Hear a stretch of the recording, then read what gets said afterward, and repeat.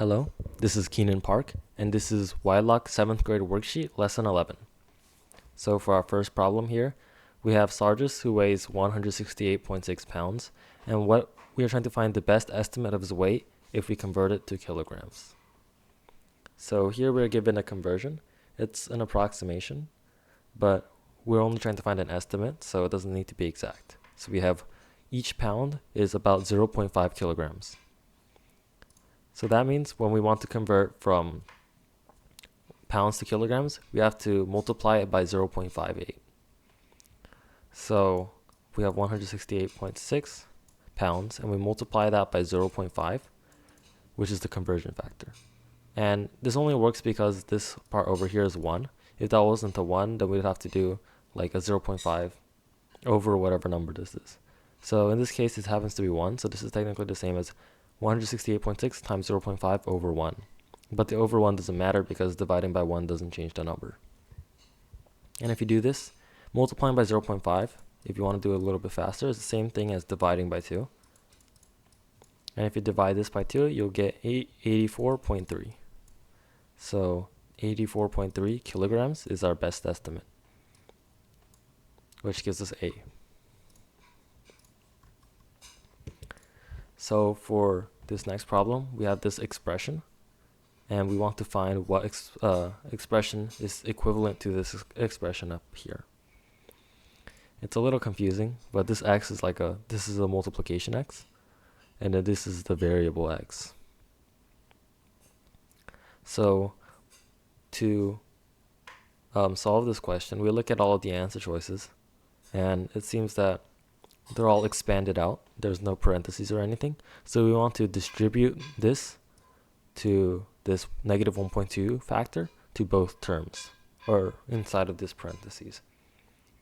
So to distribute out, we multiply negative 1.2 by x, so we get negative 1.2x. And then we distribute the negative 1.2 to the 0.5. And so we get, what's negative 1.2 times 0.5? That's negative 0.6. So we get negative 1.2 minus 0.6, which is our answer over here. And a lot of people forget to distribute the negative sign, so make sure that both of these have a negative sign, because this is negative and they both have a positive sign. So negative times a positive is negative, negative times a positive is also negative here. And then here's another estimation problem. This time we have 6.5 tablespoons of water, and we want to find it in grams. So once again, we have a conversion factor. 1 tablespoon is 14.8 grams. So like before, we do 6.5, and we multiply it by the conversion factor. So that's 14.8 grams per tablespoon. Sometimes your conversion factors will not be as nice as this. They might give it to you backwards, or it might not be nice numbers. So in that case, you might want to try writing the units out. So units, writing them out makes it easier to keep track of what you're doing. So we have 6.5 tablespoons, TBSP is the abbreviation, times, and we have this conversion factor. So we put 14.8 grams, and then 1 tablespoon. And so the way to know that you got the conversion factor correct, it's not upside down, is tablespoon and tablespoon are on the opposite side. This one is on the top. You can imagine a little invisible over 1 here. And then, so that means that these will cancel out, these conversion factors. And then this G is all that's left. And it's at the top, which is what we want, because we want our answer to be in grams.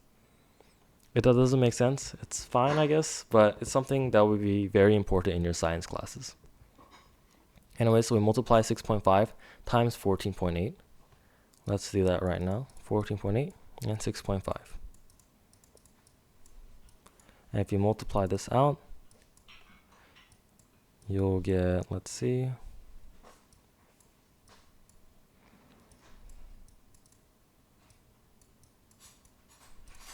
it seems you get 96.2. Sorry, that's hard to read. It should be 96.20. But in this case, they seem to have rounded it off to the nearest whole number. So we're going with D96. Now we want to find the area of a picture that has this width and this height. So when you want to find an area, you multiply for a rectangle, you multiply its width by its height. So this is its width and this is its height, and you multiply these together to find the whole area. So we can multiply 1.8 meters times 0.8 meters. Or sorry, that times sign should be right here. And then that's just multiplying 1.8 by 0.8. And so if you do that, you should get 1.44 meters squared. So none of these answer choices look like 1.44 meters squared. This one looks the closest, but it's missing a decimal point. I think the creator of this problem intended to put a decimal point there. So that's what we're going to go with. But remember that it should not be 144, it should be 1.44.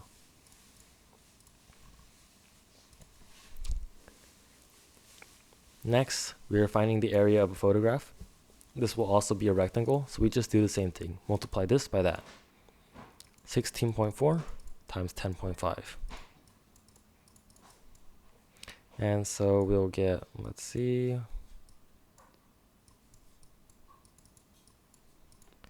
if you multiply this out, it seems that you get 172.20. So that's the same as 172.2 centimeters squared. The units are squared because it's an area. We multiply centimeters by centimeters, so that gives us centimeters times centimeters, which is the same thing as centimeters squared. And then for this next problem, we have 6 equal pieces of wood, and they add up to 5.1 meters. So we want to find each one. So that means the length is evenly divided into these 6 pieces. So they add up, that's not 6, to be 5.1. So we have to divide by 6 in order to find how much each one is. So let's do 5.1 divided by 6. And then you'll end up with 0.85. So we get 0.85 meters. At this point, hopefully you can do multiplication and division fairly well and accurately.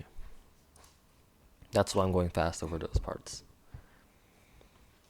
Alright, and now we have a similar problem. 8 equal packs weigh 6 kilograms together. So how much does each one weigh individually? We divide. 6 divided by 8. In this case, you should be able to tell pretty quickly that that's 0.75, because that's the same as 3 over 4.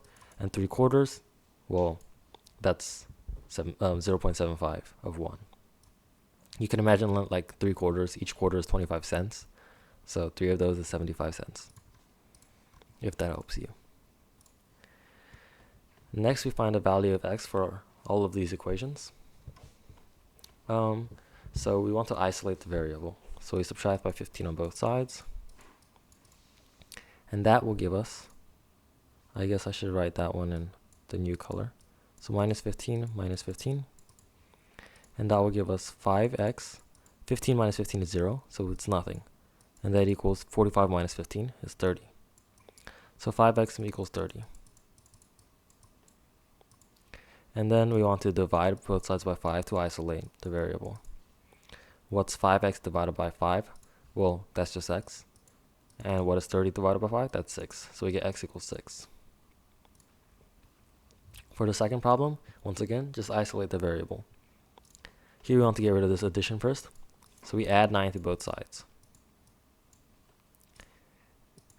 And then we get 10x equals, this negative 9 and plus 9 disappear, by the way, and then 91 plus 9 is 100. So you get 10x equals 100. Divide both sides by 10. What do you get? 10x divided by 10 is just x. 100 divided by 10 is 10. So we get x equals 10. And that's our answer for number 2. Next, we once again isolate the variable. We subtract 1500 or 1500 from both sides. And then you end up with 300x equals negative 1500 or 1500. And then you divide both sides by 300 to isolate x. And if you didn't know, dividing a negative number is basically the same as dividing a positive number. So you don't have to worry about that. 300x divided by 300 is x. Negative 1500 divided by 300 is negative 5. and so your answer is x equals -5. And for our last equation, we subtract both sides by 20 to start. And if you're wondering the reason why I do subtraction or addition first before multiplication for all of these, it's because it's usually easier that way. That way I can combine these two into one piece. And that will be easier to divide. If you did it with division first, it would be, that would also work, but sometimes it will be harder. You might end up with fractions in this case. And it just tends to be a little bit easier if you do it this way. So we get 4x equals 40, and if we divide both sides by 4, then what's 4x divided by 4 is x, and what's 40 divided by 4? That's just 10. So that's our final answer. And then, oh, it looks like we have 2 more on this last page, all alone. Well, there's nothing to add or subtract here, so we'll just go straight to division. 17x divided by 17, and 51 divided by 17. 17x divided by 17 is just x. And then 51 divided by 17, you might not know this off the top of your head because it's outside the usual times tables.